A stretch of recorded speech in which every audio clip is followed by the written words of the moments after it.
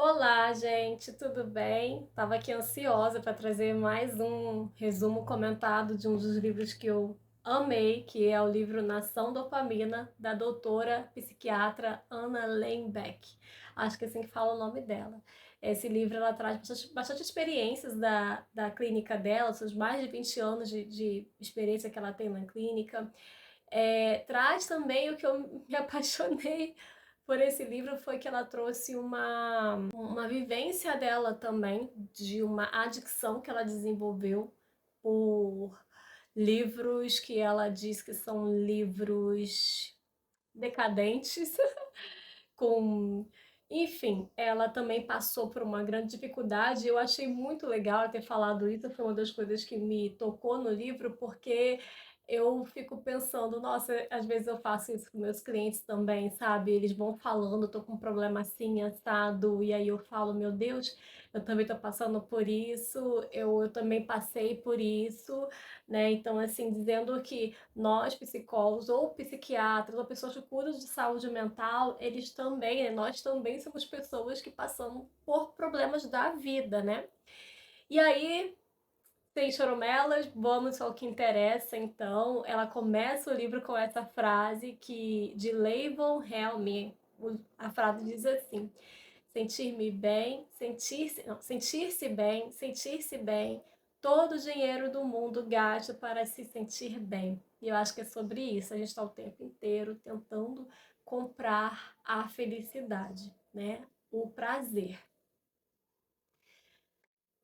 Bom, e aí, então é sobre isso que ela fala, sobre o prazer. Ela fala que esse livro é um livro que fala sobre prazer, também sobre sofrimento e, acima de tudo, vai falar sobre a relação entre o prazer e o sofrimento e como entender essa relação, né? Que é essencial para ter uma vida bem vivida, o equilíbrio entre prazer e sofrimento. Por que que isso é importante? Ela diz que isso é importante porque a gente transformou, a gente veio de um mundo de muita escassez, né, para um mundo de grande abundância. Só que essa abundância de drogas, comidas, notícias, jogos, compras, jogos de azar, mensagem de texto, enfim, de SEXO, Facebook, Instagram, redes sociais de forma geral, é, essa abundância ela traz prejuízos para a nossa vida. E ela coloca aqui, o smartphone é uma agulha hipodérmica, né? Algo que a gente tem hoje nos tempos modernos, que vai nos trazer dopamina digital, principalmente nessa nova geração mais super plugada, né? Então, é uma dopamina uma atrás da outra, sabe? Tem pessoas que não largam o telefone por nada, né? Tem ali como extensão do corpo. E aí ela fala assim, né? Se você ainda não descobriu sua droga preferida, ela logo estará em um site perto de você. O que que acontece? A gente não se vicia pela droga em si, mas aquilo que ela causa na gente, né? Se o telefone ele me causa uma sensação de prazer, tô ali consumindo. Eu sou uma pessoa que tive que lidar com algumas questões com relação à adicção. Eu era viciada em notícias, né? Desde a época da pandemia eu fiquei assim. Eu lembro que na época da pandemia eu ligava a televisão naquela televisão da Globo que é só notícias, Globo News, e eu ficava o dia inteiro ali, o dia inteiro consumindo notícias. Entende? Sabe aquela pessoa que fala assim, ó, pegou pandemia pela televisão, acho que foi eu. Era o dia inteiro consumindo notícia e eu era viciada. E depois que eu vi que não estava me fazendo bem, gerava ansiedade, eu comecei a ir para os feeds de notícias do próprio Google mesmo, que é mais variados, né? Que ali você coloca os temas de notícias, seu interesse, e aí ele vai jogando para você, e aí eu só fazia assim e começava a subir, notícia atrás de notícia, e eu não parava para ler uma notícia. Eu queria era ver quais são as notícias e não me aprofundava em nenhuma. Então, sabe aquela questão líquida de a gente não se aprofundar, da gente ficar ali tão superfície?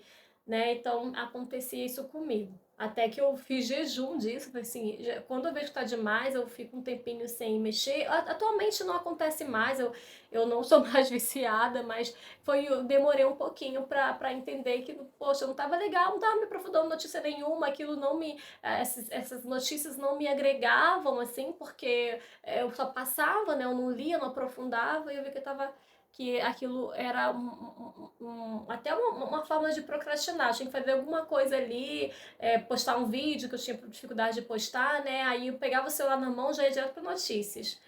Aí ia para notícias, começava a consumir notícias e procrastinava para não fazer de tudo para poder não postar vídeo, porque eu tinha um pavor de postar vídeo, né? Quem me conhece, que me acompanha aí sabe, né?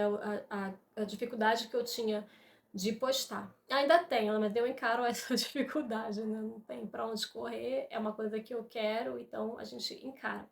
Ela fala que esse livro é um objetivo de analisar a neurociência da recompensa, mas daí ela até fala, né, que não é só a neurociência, né, somente a neurociência não basta. E ela fala aí, quem é melhor para nos ensinar a superar o consumo desenfreado do que os que são mais vulneráveis, pessoas com adicção. Então, quando ela começa a falar assim diretamente, eu falo, nossa, né, uma pessoa, ela tá falando de um vício em celular, um vício em notícias, um vício em rede social para uma pessoa adicta, tipo, de drogas, de substâncias ilícitas, né? Ou substâncias ilícitas também, como bebida alcoólica, cigarro. E é sobre isso, né? Porque se eu tô falando de uma experiência, que eu não me vicio em si pelo cigarro, é pela experiência que ele me dá, pela leveza que eu sinto quando eu fumo, sabe? A bebida, né?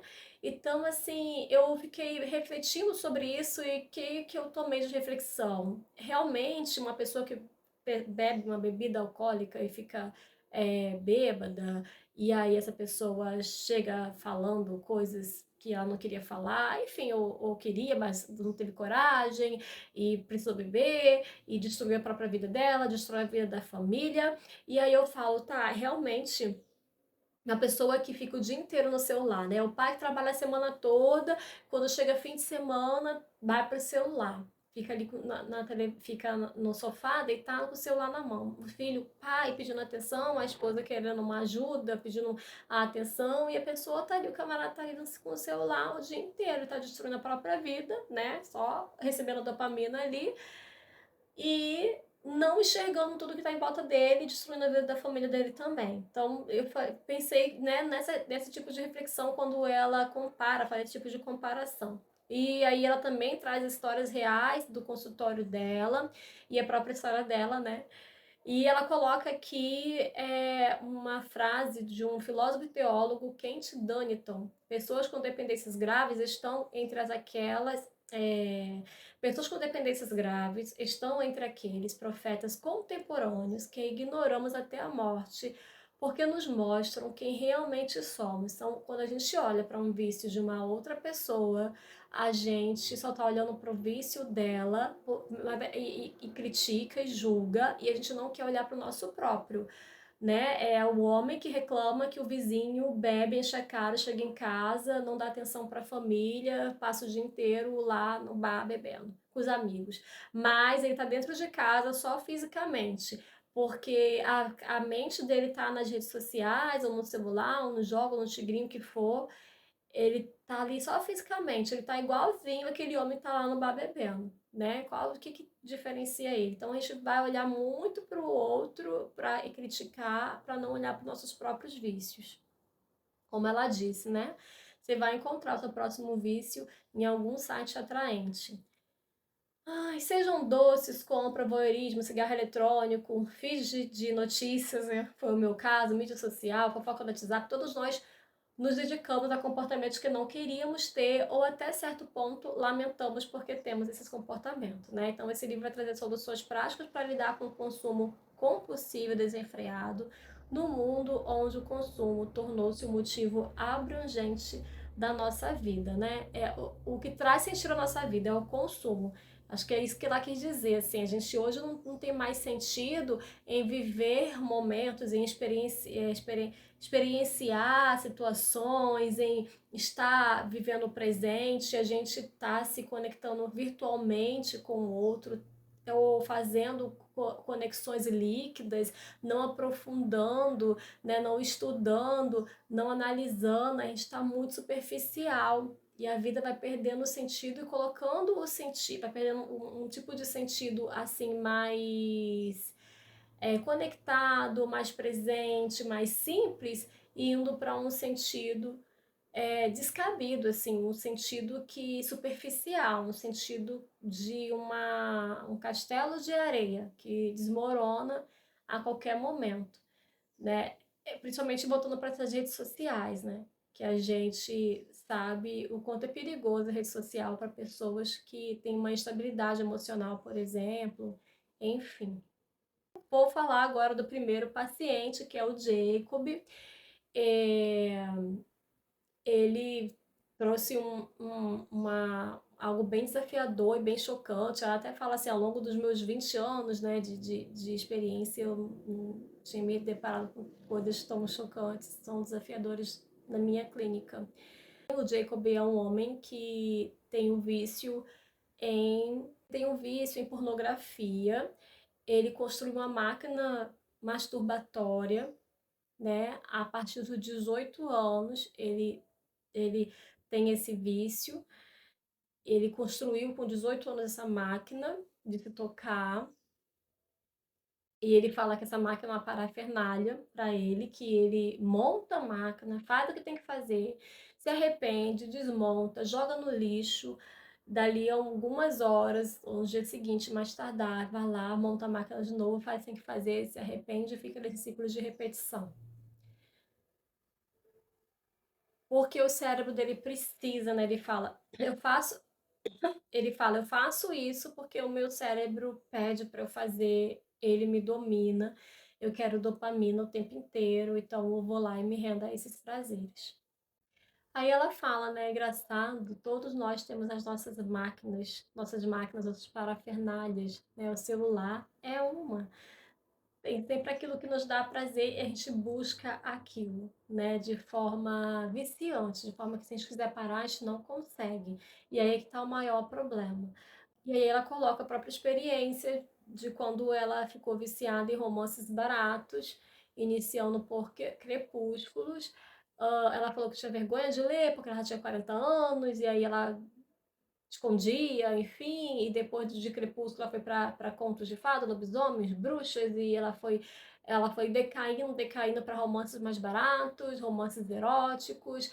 Ela confessa que sentia muita vergonha, e foi quando surgiu o Kindle, que ela não precisava ter a capa do livro estampada, né? Então, pelo Kindle, ela conseguiu consumir ainda cada vez mais, e ela chegou no ponto onde ela percebeu que já não estava dando mais, porque era 2 horas da manhã, ela estava lendo esses livros. Ela começou a baixar livros da internet com erros gramaticais de sintaxe, segundo ela. Então, assim, tipo, a leitura ficou assim, tipo, cada vez pior, né? Não só pela narrativa do livro que ela diz, mas também porque tinha erros ali, e ia baixando livros da internet, e ela levava esse livro para tudo quanto é lugar. Ela não vivia esses livros, né? Ela não vivia mais é, a família, ela estava o tempo inteiro lendo, e ela levava para o consultório para um intervalo de uma sessão para outra, ela também lê, e ela se pegou às 2 horas da manhã lendo esses livros, um desses livros, e ela falou, não é isso que eu quero para minha vida, e aí ela começou a tomar atitudes, né, conduzir a vida dela para uma vida que fizesse mais sentido para ela. Ela dá aqui uma definição genérica de adicção: é o consumo contínuo compulsivo de uma substância ou comportamento, como jogos, videogames, sexo, apesar do mal que fazem para a pessoa e para os outros. Ela demonstra nesse trecho que a adicção não tem preconceito. Então, aí ela coloca aqui que a adicção, né, não tem preconceito, ele chega em qualquer classe social. A gente está vendo aí com a Heleninha, né? Uma pessoa alcoolista que teve tudo na vida, e tudo menos amor de mãe, né? Tem essa questão aí, mas enfim. E aí ela trouxe uma experiência dela. O que aconteceu comigo é trivial se comparado à vida daqueles com dependências ultrapoderosas, que a gente não, né? Venhamos e convenhamos, um vício em leitura não é a mesma coisa, não traz tanto prejuízo quanto um vício em alcoolismo, né? Em álcool, em drogas ilícitas. mas revela o crescente problema no consumo compulsivo desenfreado com que nos deparamos hoje, mesmo quando temos uma vida boa. Meu marido é gentil e amoroso, tenho filhos ótimos, um trabalho relevante, liberdade, autonomia e certa riqueza, sem traumas, deslocamento social, pobreza, desemprego ou outros fatores de riscos para a dependência. Então aqui ela já reconhece que existe um fator de risco para a dependência, né? Tem inclusive fatores biológicos também. Ainda assim, fui compulsivamente me recolhendo cada vez mais em um mundo de fantasia. Então, ela, mesmo tendo uma vida, né, aparentemente desejável, ela se pegou na adicção. Eu não sei se é nesse livro ou se é essa autora que fala que tinha um problema com a mãe, porque na minha concepção, assim, 90% das vezes acho que a pessoa não vai pra droga porque eu tô super bem, eu tô plena, vou me drogar aqui.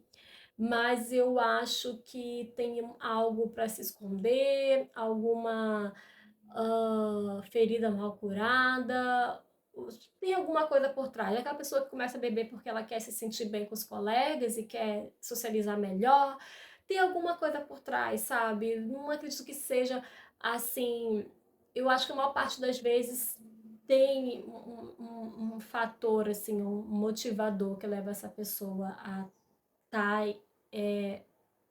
mantendo o vício, não começando a desenvolver a adicção. Então aí a história do Jacob, né, de 42 anos, casados com filhos, vida profissional estabilizada, aí ele se via entre a cruz e a espada, porque ele precisava viajar para dar palestras.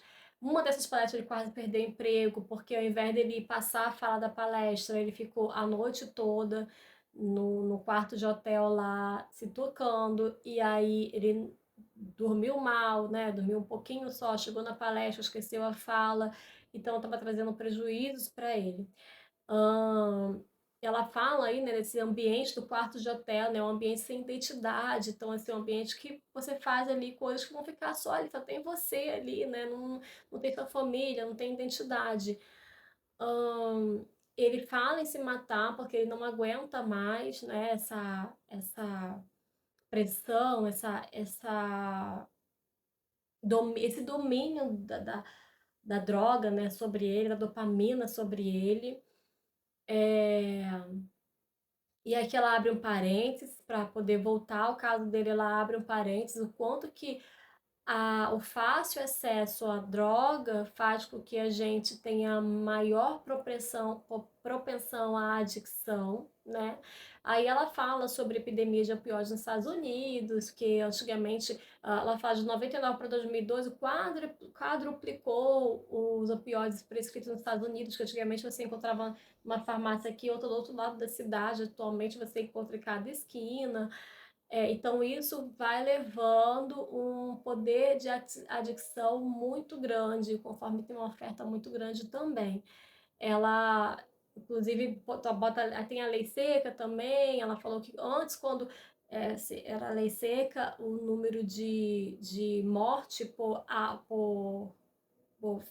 sintomas do álcool, né? Hepatite, ela colocou outros sintomas aqui, eram pequenos. Depois que foi liberado, aumentou o número de mortes por sintomas do álcool. Então, de forma geral, ela diz, né? Quanto mais exposição, maior risco de dependência. Eu até fiz uma analogia aqui com um videogame, porque você fala assim para o seu filho: não vai jogar videogame mais, tá viciado, você tem que estudar, você só quer saber de videogame, você fica nesse quarto aí e tal, e aí você deixa o videogame lá. Então, lógico, quando você falar, fulaninho vai estudar, fulaninho vai pro quarto e vai jogar videogame, porque o videogame tá lá, tá na cara dele. Quando você pega esse videogame, tira, né, desacopla ele da televisão, né, e guarda ele, sabe, embrulha, guarda, ele não vai saber onde tá, você vai dificultar o acesso ao videogame, ele não vai ter outra opção, não tem como jogar, vai fazer o quê? Então, assim, quanto maior a exposição, né, se eu vou no bar, eu não sou adicta, eu vou no bar, e tem bebida ali e eu quero socializar, o que que eu faço? Aí eu quero conversar com todo mundo, morro de vergonha, eu tenho fobia social, então vou beber aqui para poder ficar mais levinha, começar a conversar e ficar agradável o clima, ficar menos ansiosa. Agora, se eu tenho que estar ali naquele bar, né? Uma confraternização da empresa tem que estar ali naquele bar, mas não tem cerveja nesse bar, não tem bebida alcoólica nenhuma. Eu tenho que me expor que a situação dificultosa para mim de conversar ainda sem o álcool. Então, quanto maior a oferta, maior o poder de dicção. Tem fatores biológicos também, ela fala que pai, mãe, avó e avô biológicos adictos têm maior chance de passar isso para os dependentes. Doença mental também é um fator de risco, mas a gente não tem uma relação muito clara sobre esses achados ainda, mas da biologia está mais claro. Ela conta aqui sobre o David Cartwright, que ele fala sobre o capitalismo límbico. Ele diz que esse capitalismo límbico é a facilidade de produção de coisas que vão trazer adicção, né? Que antes, por exemplo, eram feitos 4 cigarros por minuto e hoje em dia com uma máquina aí de enrolar cigarros, hoje você enrola 20 mil cigarros por minuto. Então, logicamente, se eu enrolo 4 cigarros por minuto, o cigarro é mais caro, por conta da mão de obra, porque eu vou encontrar só aqui em outro lugar longe, mas com 20 mil cigarros por minuto, o cigarro vai se tornar mais barato, porque é uma máquina que faz, não é tanto assim a mão de obra, usa menos mão de obra, e você vai encontrar em cada esquina. Então, a maior a oferta, maior o poder de adicção. Aí ele chama isso de capitalismo límbico. Então, o mundo oferece hoje um vasto movimento de drogas digitais, que antes não existiam, né? Estão muito acessíveis agora, vai incluir pornografia online, jogos de azar, videogame. Voltando para o nosso querido Jacob, fechando o parênteses, voltando para o nosso querido Jacob, ele chegou a pensar em se matar, e aí a esposa acabou morrendo de câncer, ele se casou novamente com uma ex-namorada e continuou viajando e continuou se masturbando. E, inclusive, ele começou a introduzir novas experiências, artefatos elétricos, assim, ele tava que tava. Ahn, a esposa, a atual esposa, decide se separar dele. E é nesse momento que ele chega no consultório para pedir ajuda. Olha que interessante, né? Não precisava chegar a esse ponto, ele podia pedir ajuda antes, mas foi ali que ele viu o maior prejuízo da vida dele. Bom, ela coloca sobre isso, né? 70% das mortes no mundo são atribuídas a fatores de risco comportamentais modificáveis, como fumar, inatividade física e dieta. Porque esses comportamentos de fumar, de estar inativo fisicamente, né, sedentarismo e uma dieta desequilibrada, vão aumentar os riscos de mortalidade de pressão alta, por consumo de tabaco, por nível elevado de açúcar no sangue, inatividade física, obesidade. Então, tudo isso vai levando a um número maior e tem aumentado, né? Ela até coloca aqui que atualmente existem mais pessoas obesas no mundo do que pessoas de baixo peso, com exceção de algumas regiões subsaarianas da África e parte da Ásia. E ela coloca assim: estamos nos devorando, né? Porque é sobre isso. Nosso cérebro está apodrecendo, né? O tempo todo a gente colocando dopamina nele. Eu vou encerrar por aqui essa primeira parte. Eu conto na segunda parte o que aconteceu com o Jacob, como é que foi o tratamento dele, e já insiro também. Apresento vocês também ao David, que é um menino universitário de 20 anos, que é viciado em drogas. Como ele tem uma ansiedade por baixo desempenho escolar, ele tem medo de não conseguir apresentar trabalho, ir bem na prova, ele começou a tomar medicamentos para TDAH, para atenção, e ficou viciado nesses medicamentos. E aí eu quero falar um pouco dele para você e trazer o fechamento da história do Jacob. Até o próximo vídeo, gente. Muito obrigada.